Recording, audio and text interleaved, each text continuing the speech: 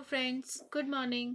आज हम लोग मॉडर्न हिस्ट्री का टॉपिक पढ़ेंगे खेड़ा सत्याग्रह, जो हुआ था 1918 में, जो हमारा प्रथम असहयोग था। इससे पहले मैं आपको दो आंदोलन और पढ़ा चुकी हूँ, जो मैं आपके लिए एक बार और रिपीट कर देती हूँ। हमने पहले पढ़ा था 1917 में हुआ था चंपारण सत्याग्रह, जो किसानों से जबरदस्ती नील की खेती कराए जाने के कारण हुआ था। सेकंड हमने पढ़ा था अहमदाबाद मिल हड़ताल, 1918 में हुई थी। वो मिल मालिक और मजदूरों के बीच प्लेग बोनस को लेकर हुई थी।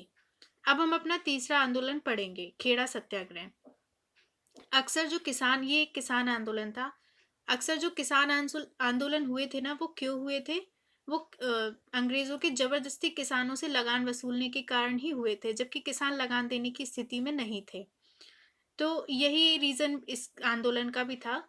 तो गुजरात में एक जिला है खेड़ा, वहां पर क्या हुआ था, 1918 में बहुत सूखा पड़ गया था। और अब आप जानते हैं कि जब सूखा पड़ता है तो उस वक्त फसल बर्बाद हो जाती है। तो उस समय किसानों की फसल पूरी तरह बर्बाद हो गई थी। तो जो अंग्रेज थे वो तब भी जबरदस्ती वसूली कर रहे थे लगान की, जबकि किसान तो लगान देने की स्थिति में ही नहीं थे। तो इस कारण किसान विरोध करने लगे उनका।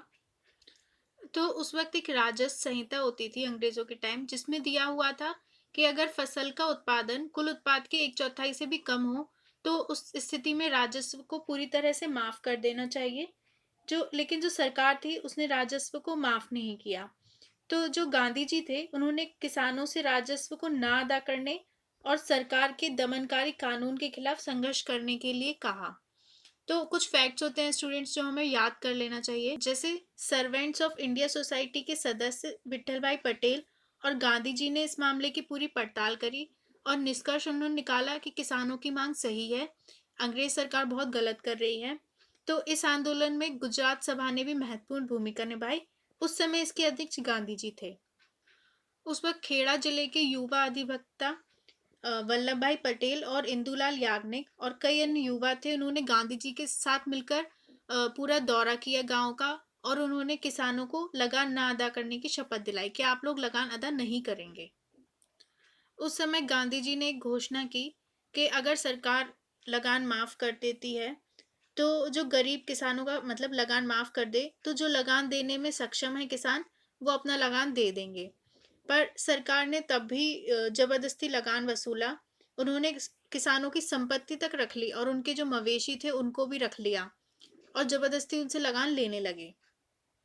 उसके बाद जब ये संघर्ष ज्यादा बढ़ गया तो सरकार झुक गई और सरकार ने जो उनके अधिकारी थे उनको एक गुप्त निर्देश मतलब छुपा हुआ निर्देश दिया, सबके सामने नहीं, कि लगान उन्हीं से ले जो दे सकते हैं। तो इस तरीके से क्या हुआ, गांधी जी की विजय हुई, उनका उद्देश्य पूरा हो गया और ये आंदोलन समाप्त हो गया। यहाँ पे मैं एक क्वेश्चन दे रही हूँ, आप इसको सॉल्व करने की कोशिश करिए। तो क्वेश्चन है, खेड़ा सत्याग्रह किन कारणों से हुआ था? पहला, नील की जबरदस्ती खेती कराए जाने को लेकर। सेकंड, प्लेग बोनस के कारण। थर्ड, किसानों की फसल बर्बाद होने पर भी जबरदस्ती लगान वसूली पर। एंड फोर्थ, उपरोक्त में से कोई नहीं।